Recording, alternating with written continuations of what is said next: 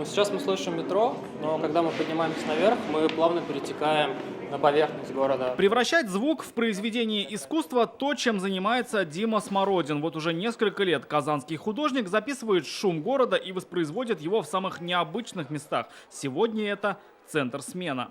Вот именно в этом моменте было интересно поработать с пространством галереи, в частности с этой лестницей. Здесь открылась первая в истории групповая выставка современных казанских художников.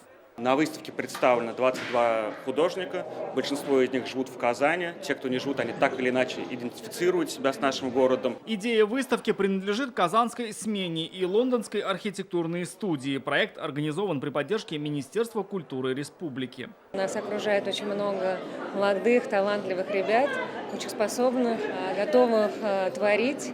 И у нас родилась такая вот идея, где мы можем на самом деле замотивировать, наверное, больше ребят к творчеству, к желанию показать себя, проявить себя, вдохновить других.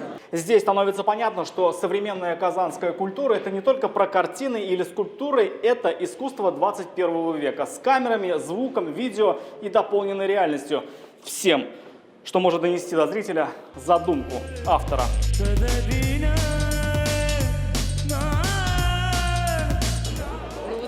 Этот звук как раз и создал этот объект.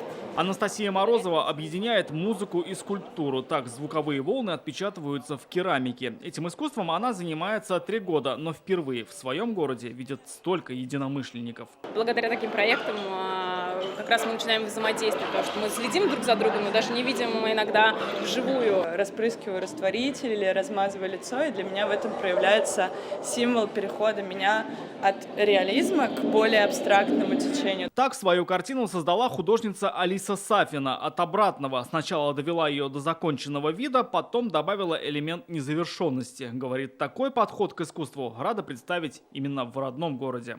Картина для меня это самое важное, и вот очень круто, благодаря смене это произошло в Казани. Мне очень приятно. Картины и скульптуры, арт-объекты и медиа-инсталляции. На это и не только. В Центре современного искусства «Смена» можно будет посмотреть вплоть до 9 января. В рамках выставки здесь будут проходить встречи с начинающими творцами и мастер-классы от именитых художников.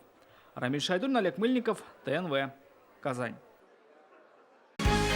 Закажи рекламу на ТНВ. Телефон в Казани 5 705 100.